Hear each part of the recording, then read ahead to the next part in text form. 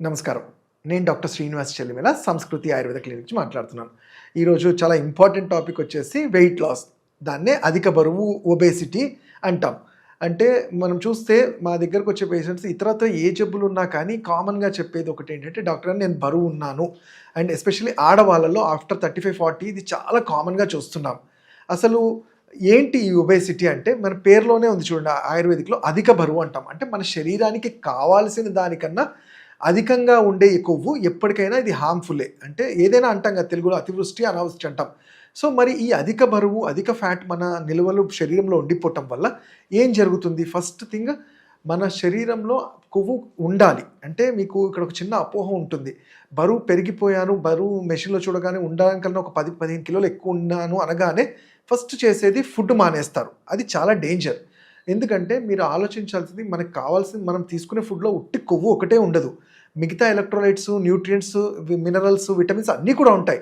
మనం ఈ వెయిట్ తగ్గించాలనే స్పృహలో మిగతా న్యూట్రియంట్స్ అన్నిటిని కూడా మిస్ చేసుకోవడం వల్ల బాడీ ష్రింక్ అవ్వటము, బాడీ వీక్ అవ్వటము చూస్తుంటాం. సో, అందుకనే మీరు వెయిట్ లాస్ అనేది చాలా ఈజీగా కొట్టిపడేయడానికి కాదు. ఇదో కాస్మెటిక్ ప్రాబ్లమ్ కాదు. హెల్త్ ప్రాబ్లమ్ కాబట్టి ఒక ఆయుర్వేద వైద్యుడి అంటే వాళ్ళ పర్యవేక్షణలో మీ నాడిని చూసి ఎలా తగ్గాలి మనము ఒక పీరియాడిక్‌గా దానికి ఒక ప్రోటోకాల్ లాగా చేసుకొని మంత్లీ ఒక 2-3 కిలోస్ తగ్గించుకుంటూ వెళ్ళడం ఎలా అనే దాని గురించి ప్లాన్ చేయాల్సి ఉంటుంది. సో, అయితే కారణాలు ఏంటి డాక్టర్ గారు వెయిట్ లాస్‌కి అంటే ఫస్ట్ థింగ్ ఏంటంటే మనం తీసుకునే ఫుడ్ మనం బాడీ డైజెస్ట్ చేసుకునే దానికి మనం చేసే ఎక్సర్సైజ్‌కి ఎక్కడ పొంతన లేకపోవటము. అంటే తీసుకునే ఫుడ్ చాలా ఎక్కువ ఉంటుంది, ఎక్సర్సైజెస్ చాలా తక్కువ ఉంటాయి. లేకపోతే ఫుడ్ తక్కువ ఉంటుంది, చాలా ఎక్కువ ఎక్సర్సైజెస్ ఉంటాయి. 2 కరెక్ట్ కాదు. అంటే ఈ రెండిటిని సమంగా బ్యాలెన్స్డ్‌గా ఉన్నప్పుడే ఈ ప్రాబ్లమ్ అనేది ఉంటుంది. ఇది న్యూట్రిషనల్ డెఫిషియన్సీస్ వల్ల కూడా అవుతుంది. ఎందుకంటే మీరు చూస్తారు ఒబేసిటీ అనగానే ఏదో ఫ్యాట్ పెరిగిపోయింది అనేసి తినడం మానేయడం కాదు. అక్కడ ఏమవుతుంది కొన్ని సందర్భాల్లో హీమోగ్లోబిక్ లెవెల్స్ కూడా తగ్గిపోవటము. బ్లడ్‌లో హీమోగ్లోబిన్ అనేది మన బాడీకి హీమోగ్లోబిన్ ఇస్తుంది. సో, ఇది తగ్గిపోవటం వల్ల బాడీలో వాటర్ పర్సెంటేజ్ పెరిగిపోయి దాంతో బ్లోన్ అప్ అవుతారు. మీరు తినడం అవన్నీ ఆపేస్తే హీమోగ్లోబిన్ ఇంకా తగ్గిపోయి హార్ట్ మీద కూడా ప్రెషర్ వచ్చే ఛాన్సెస్ ఉంటాయి. సో, అందుకని ఏదైనా ఒక డైట్ చేసే ముందు ఒక ఆయుర్వేద వైద్యుడి పర్యవేక్షణలో చేయటం 100% ఇది బెటర్. అయితే కారణాలు అవి జెనెటిక్ ఉంటాయి. మన ల్యాక్ ఆఫ్ ఎక్సర్సైజ్, కొన్ని హార్మోనల్ వల్ల అంటే థైరాయిడ్ కానియండి, పీసీఓఎస్ కానియండి, ఆర్ ఫిజికల్ యాక్టివిటీ లేకపోవటము, కొన్ని మెడిసిన్స్ తీసుకోవటము, కొన్ని ఇతరత్ర జబ్బులకు ఏదైనా మెడిసిన్స్ వాడినప్పుడు వాటి వల్ల టెంపరరీగా ఒబేసిటీ రావటము, ఇవన్నీ ఇక్కడ చూస్తుంటాం. మరి దీనికి ఏంటి పరిష్కారము అంటే ఫస్ట్ థింగ్ ఏంటంటే వ్యాయామం అనేది ఎట్టి పరిస్థితుల్లో మనం చేయగలిగినంత ఎక్సర్సైజ్ ఫిజికల్ అది 15 మినిట్స్ 10 మినిట్స్ అని కాకుండా చేయాలి. అలానే డైట్ మీద మనకు కంట్రోల్ ఉండాలి. డిసిప్లిన్ డైట్ అంటాం. అంటే ఈజీగా బాడీకి డైజెస్ట్ అయ్యే ఫుడ్ మనం తీసుకుంటూ వీలైనంత వరకు కట్ డౌన్ బయట ఫుడ్స్‌ని high calorie diet, non veg items కానియండి, స్టార్చ్ ఎక్కువ ఉన్నాయి కానియండి, ఈ ఫ్రక్టోస్ ఉన్నాయి, ఇలాంటివి కట్ డౌన్ చేయాలి. మరి దీనికి ఏమన్నా పరిష్కారం మనం చేసుకోగలుగుతామంటే తప్పకుండా మనం ఇంట్లో మెయిన్‌గా మనం ఏంటంటే బెల్లీ ఫ్యాట్ అనేది చూస్తుంటాం. బెల్లీ ఫ్యాట్ అంటే ఇక్కడ ఉండే ఆర్గాన్స్ అన్నీ కూడా మన విజరల్ ఆర్గాన్స్ అన్నీ అక్కడే ఉంటాయి. వీటి మీద ఈ విజరల్ ఫ్యాట్ అంటాం. అంటే మనకు తెలుసు లివర్ మీద ఎప్పుడైతే ఫ్యాట్ పేరుకుపోతుందో దాన్ని ఫ్యాటీ లివర్ అంటాం. ఏమవుతుంది ఫ్యాటీ లివర్ ఉండడం వల్ల?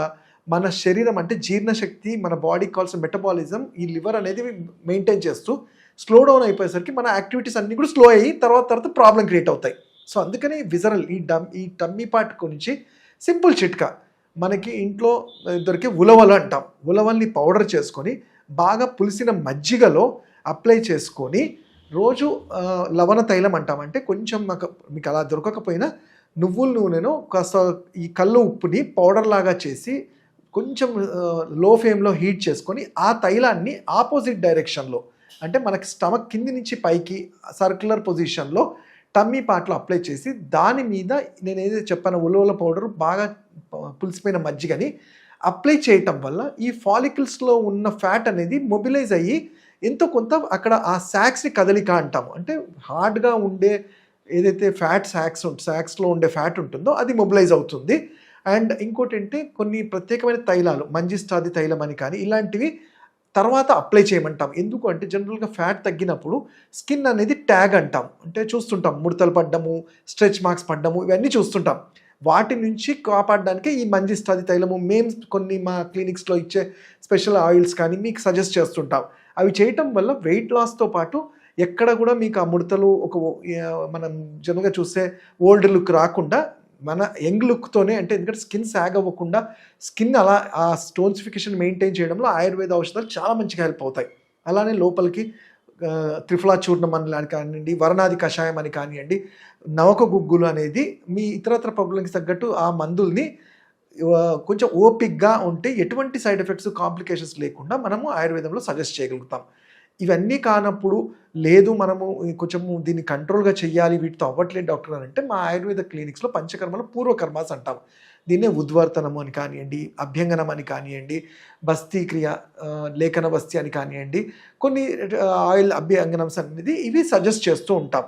వీళ్ళలో ఒబేసిటీలో ఇంకో ముఖ్య కారణం ఏంటంటే నిద్రలేమి కూడా చూస్తుంటాం. నిద్రలేమి వల్ల మెటబాలిక్ దెబ్బతిని ఫ్యాట్ కూడా తొందరగా మొబిలైజ్ అవ్వదు. శరీరం అంటే మనకి కోఆపరేట్ చేయదు కాబట్టి నిద్ర, స్ట్రెస్సు, టైంకి ఫుడ్ ఇవి మెయింటైన్ చేస్తూ రెగ్యులర్ యాక్టివిటీస్, ఫిజికల్ యాక్టివిటీ ఉంటే ఒబేసిటీని మనము ఎటువంటి కాంప్లికేషన్స్ లేకుండా మంచిగా దాన్ని సాల్వ్ చేసిన వాళ్ళం అవుతాం. ఇంకా వీటి గురించి తెలుసుకోవాలంటే మీ నంబర్కి నా 7658909501కి కాల్ చేసి అడగొచ్చు.